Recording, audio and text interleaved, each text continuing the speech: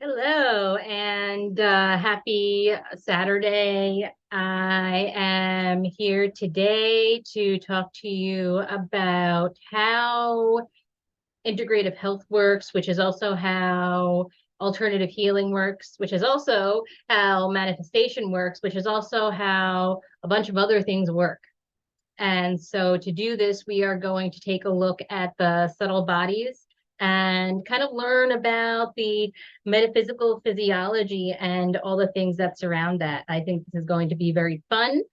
And let's do it. So I did create a graphic once upon a time myself. It wasn't too impressive or anything. But I couldn't get to it because it's on my old Canva account. I couldn't download it. But I have another one that's very similar that I got online that I do not own. But we're going to use it for reference purposes today. So let me pull it up, share screen. Let's share this guy right here. Okay, so this is a little diagram of the subtle bodies. See, we have our physical body right here that is very tangible, very dense, very solid. We can see it, we can feel it, we know it's there.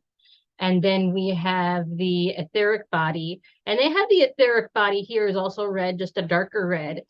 And now the etheric body is what the small layer that's closest to us. When you're seeing an aura with your eyes and you relax the eyes and you kind of unfocus, you could see this layer of light around people. And it's very thin, but that is the etheric body. And the etheric body is what holds our Akashic records, our blueprint, different types. It's often we hold different types of contracts in there. A whole bunch of stuff that is etheric, but has to do with our lifetime here and our soul history. Now, one thing to realize about these bodies is that these are the layers also of our DNA. And so our DNA isn't just limited to the double helix that scientists can see with the microscope. It's our DNA is our whole energy body. It's our whole soul. Our DNA contains our soul history, our Akashic records, our guides, our higher self. It is so sacred, so precious, so special. Innate abilities are held in there too. The emotional body is obviously where, we have our feelings, how we feel about things. The mental body is all of our thoughts, what we think about things. And there's the astral body. And when I see the astral body contains all of these bodies. And when we go and dream, our astral body is what leaves our physical body to go do healing, travel around the ethers, whatever it is that we do in our sleep, it's the astral body that's leaving. And this is why it is good practice that if when you wake up in the morning, you call back the astral body. And I also work to align all of the bodies.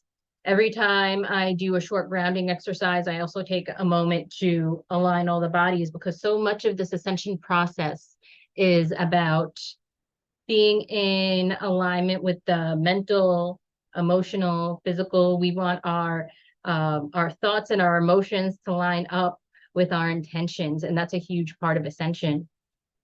It's a huge part of evolution. And when people find themselves scattered, I know that I had this issue. There's a lot of people out there that also have this issue where it's like you're here, you're there, you're everywhere. You don't know where to put your energy. And so if that's you, what you want to do is you want to train your bodies to be aligned in the same place. And that's as simple as envisioning these layers. And now this doesn't necessarily represent the colors of the layers. It's just what made sense to tell the difference.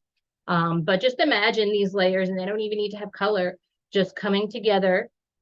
And then what one little touch I like to add is I imagine a light from the highest level of self coming down through them to kind of anchor them in through into the earth. And I do this after I ground for extra solidarity. And I find it very helpful. It's really helped me focus a lot more and, get it together and align with my mission and purpose.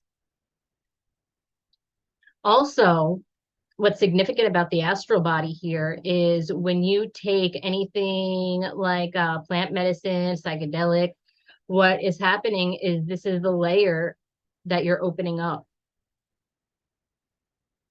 And so when you take plant medicine, you're opening up that layer, and that's how you can connect with your ancestors in a more interactive way, in a way that you kind of see, feel, hear them more, all of that. It's also why it is not uncommon for people to end up with attaching entities and those sorts of things after plant medicine, especially if it's not facilitated properly, especially if you're not grounded in and cleared and closed up afterwards. Now, one notable thing about plant medicine that I'll mention real fast is, well, psychedelics really, all mind altering substances will open a portal. They open the portal of the astral body. So it allows you to experience the things that you would typically only experience in dream time unless you had evolved yourself to that point. So when you take a mind altering substance that is man made, meaning it's not natural, that portal stays open indefinitely. And in that case, you have that, and that's why some people take acid and they never come back. And in that case, if you are not a portal master yourself, you will have to call a gatekeeper portal master like myself to close it for you. So I do not recommend taking those substances. Um, Plant medicine is different. Natural mind altering substances will open the astral portal, and it will remain open until the experience is over. Now, there still needs to be, ceremonial care involved, because the nature of any portal that's open is in alignment with whatever you're thinking and feeling when it's opened. And also, just because it's closing itself afterwards doesn't mean anything isn't staying behind. So this is important to understand. That's why after a plant medicine ceremony, it's important to have a facilitator help you clear yourself and close yourself up. Even when the portal itself closes, you have this expansion if there's healing done. And so you end up with fissuring in the auric field. And so you want to get some extra help in solidifying that. This way you're not super sensitive and you can move on in your day to day with an integration that's more pleasant and not so challenging. So over here, then we have the etheric template. And the etheric template, I also call the body of free will. It's associated, even though it's blue, it's associated with the solar plexus chakra. And that is where we house our will, our divine will, our personal will even.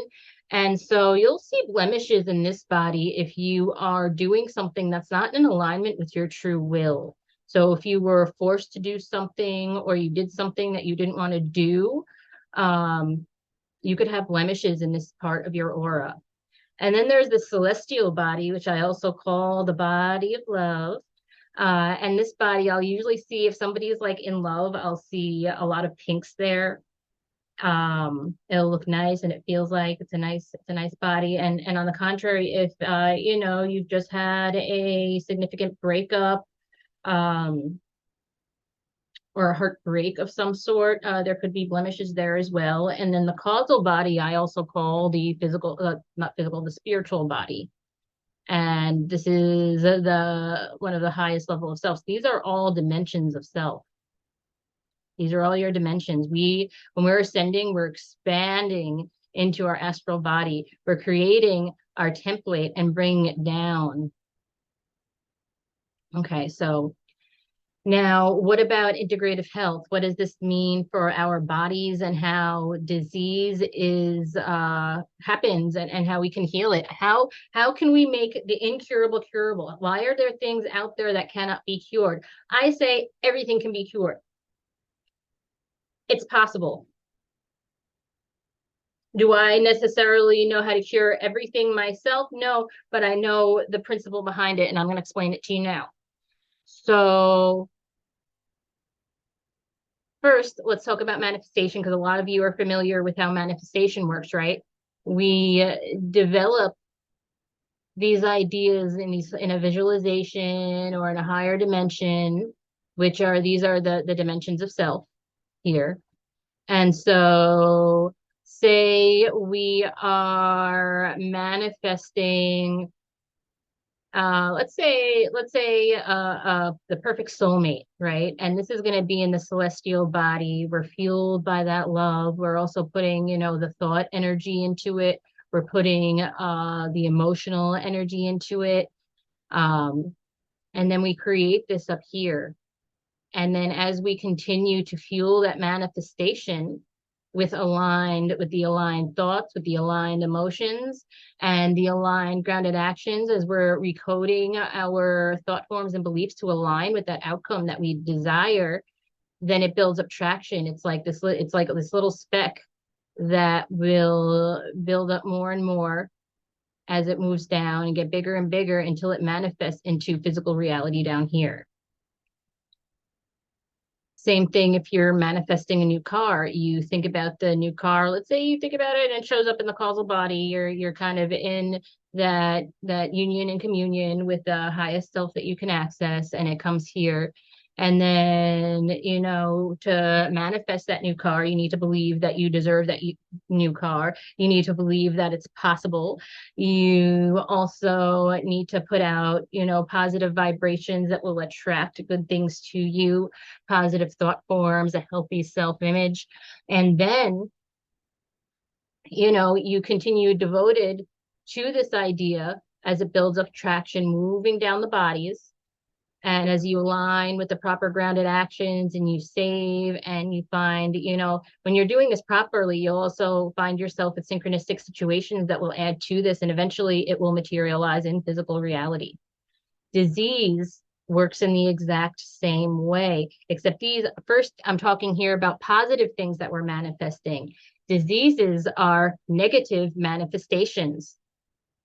So when we are manifesting, now we don't do this consciously, but say we have a thought. Say that thought is, I am not good enough to have healthy friendships.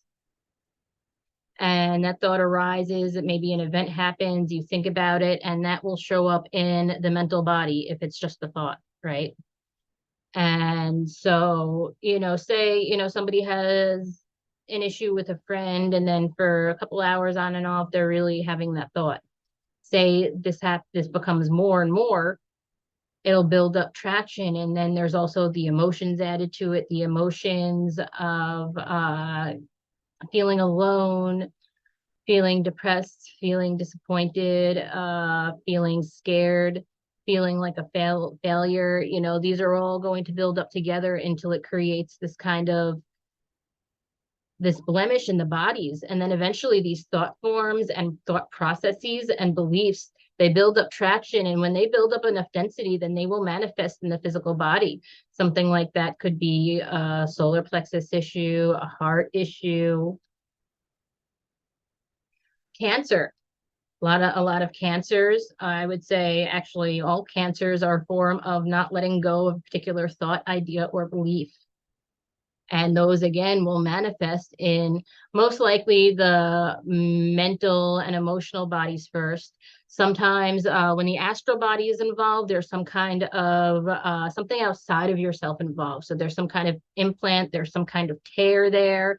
There's possibly an earthbound spirit or dark force energy there. If you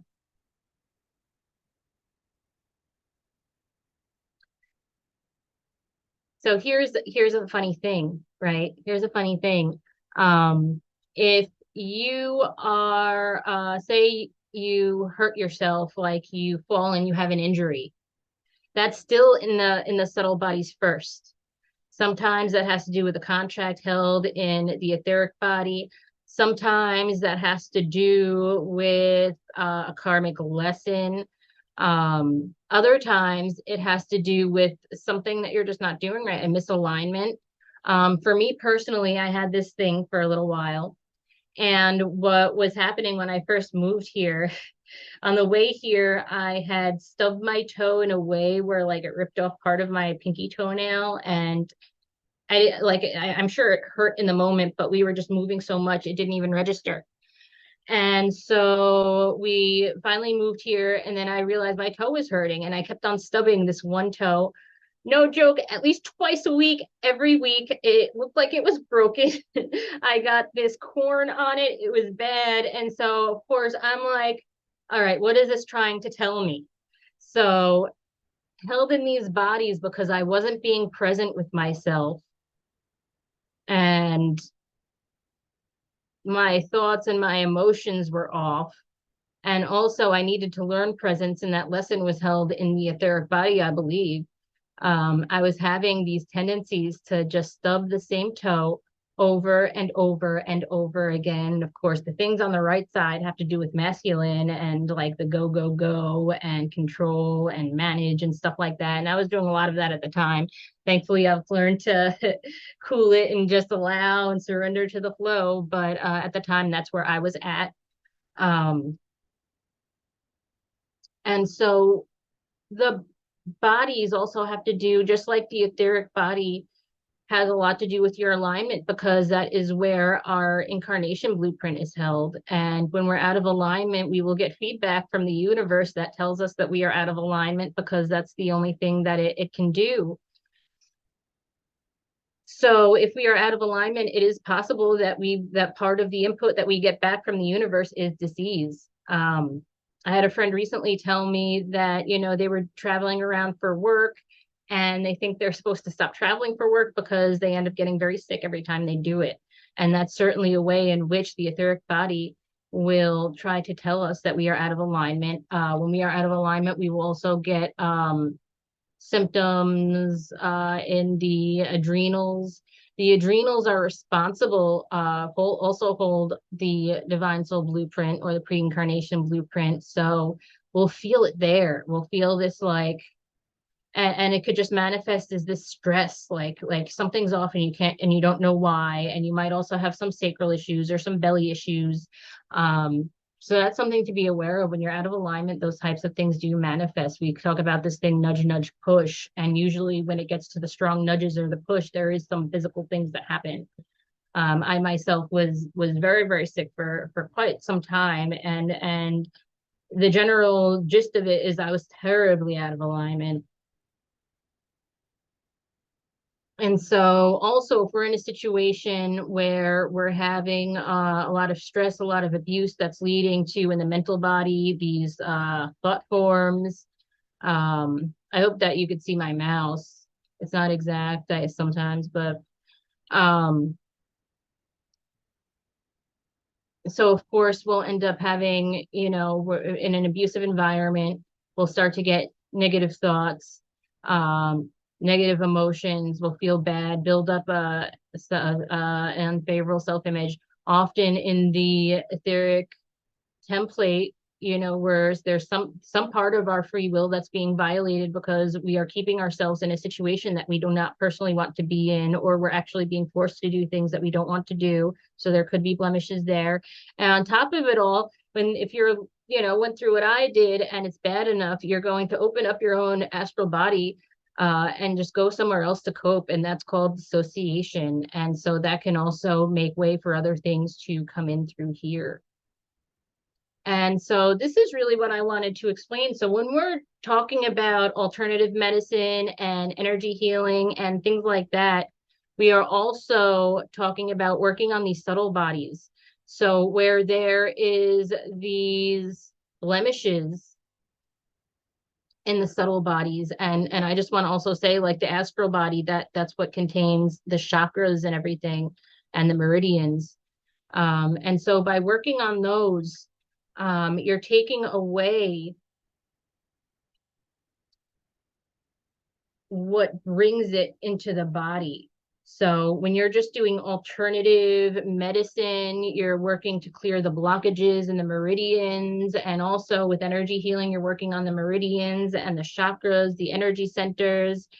And so where there's buildup up here, you take it away so there's nothing to leak down. Now, here's what I do, and this is what you do in integrative medicine. And now I want to say, when you're integrative medicine means you're doing the energetic things while also addressing the physical body. So you're seeing either a functional doctor or a conventional doctor, or a very good naturopathic doctor that you trust and they know what they're doing, as well as seeing someone like a metaphysician like myself that can address the subtle body aspects. So what I do to take it a step further is, of course, I assess energy using my seership and using my connection to spirit, because oftentimes I'll see things and I take note of it and I could say, okay, well, what was that about? What was, is this blemish right here? Is that a physical cause, an emotional cause, a spiritual cause? And they can give me more information. And I really take my time and dig deep, because even when you're clearing this stuff, you still haven't addressed the root cause. Some things, you know, um, some things can just be wiped out, but a lot of times you have to address the thought forms, the trauma, the emotions, the limiting beliefs that end up causing the blemishes on here. So there is some depth to go to here to really cure something. Even just the integrative approach without targeting the root cause that way, you could still end up just having really great healing and just needing lots of energy healing on a regular basis. I like to get to the root cause, because when you get to the root cause and address that root cause, the problem is totally gone. You've transcended it. And that's such a beautiful, beautiful thing, right? So this is what I wanted to share with you. Typically when I assess energy, and you can do this yourself, I'm all about empowerment, and and what I would say for someone who's beginning, you want to use your pendulum. I will be doing a visualization soon that will guide you through a visual journey in assessing your own energy through like a meditation. And I think that will be pretty cool. But you could also use a pendulum, and there is a process to go through though, and that would just kind of go beyond what I'm available for today.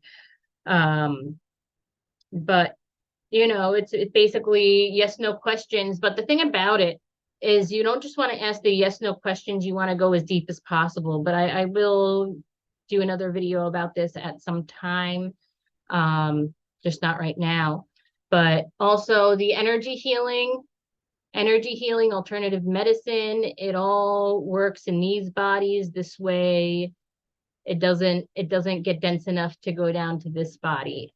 And then when you go deeper and find out the root causes and address those root causes, then they don't even form here anymore. They don't even form there anymore. And there you have a cure for something.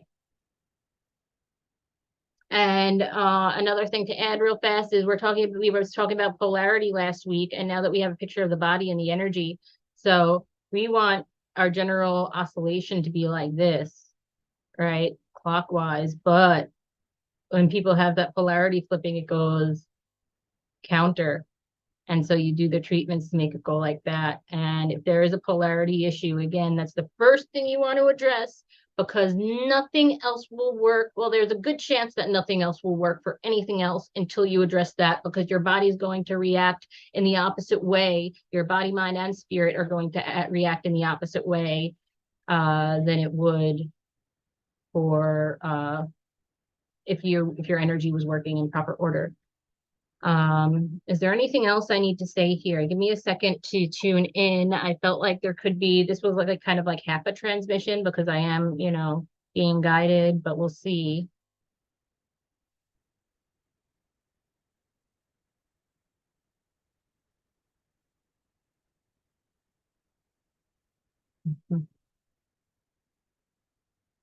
And so they also want me to touch on energy hygiene too, because a lot of people are resistant to the energy hygiene, doing the clearing, doing the grounding, protection. But this is the reason why it's important. If you're not clearing your bubble, then those things are going to build up a lot faster, right? All those buildups that will eventually, once they build up enough, cause something in the physical body, you're going to greatly reduce that if you're regularly clearing your energy. And also protecting your energy keeps it from even getting in. And of course, it helps from, getting, psychic energies from other people and things like that. They're also wanting me to touch on, okay,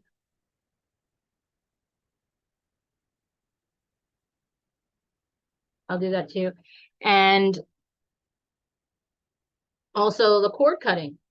When we're corded to someone, that could come from, that's usually in the etheric body. Sometimes if there's an emotional attachment, it's the emotional body. We want to continue to dissolve those cords because you could end up picking up their non-beneficial stuff.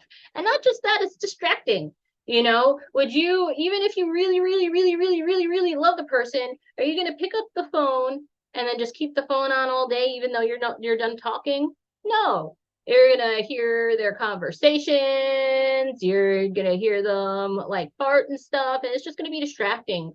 And even when things don't go to the physical body, when our, like I said, when our mental and emotional is out of alignment, it's like we're in a million places at once and things aren't making sense and we can't function optimally. So these things are very important. And of course, when we ground, we're connecting to the earth and we're connecting up to source. And, the sun is a giant source like capacitor. And I like to refer to plants because what happens when a plant isn't properly rooted in the ground? And what happens if a plant doesn't get the sunlight and the chi that it needs? It needs both of those things to thrive. It's going to wither, it's going to get spots, it's going to get sick, it's going to eventually perish. And so that connection to both the earth and to source is so, so, so important. And I like to, again, use that connection to keep everything aligned. And that has done amazing things for me to help me stay focused and happy and healthy and, on my path. So I hope this has been helpful to whoever's been watching to understand how these things work. The other thing I'll add that I forgot to add about the etheric body is also past life stuff is held here, of course, because the Akasha is held there. That includes past lives. And these are important, these are important. Once something gets to the physical body, it's already built up enough stuff that there's definitely stuff in the subtle bodies to address. But when you are, if say you're out there and you're in perfect health, you still want to clear yourself, nourish yourself with the divine feminine earth energies and the divine father source energies and perfect union and communion inside of you, and to clear and to protect yourself, because that will prevent you from getting what I call not just disease but dis-ease, lack of ease of any sort in the mind, body, or spirit. I have a feeling I'll be going into more detail at a later date when I can, really get a great diagram up here and go even deeper. But I hope this was helpful for now. Until next time, I hope you've enjoyed this and I hope you have a wonderful, wonderful, wonderful evening.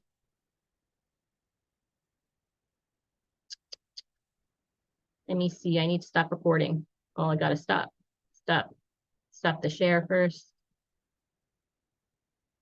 All right, now have a good night.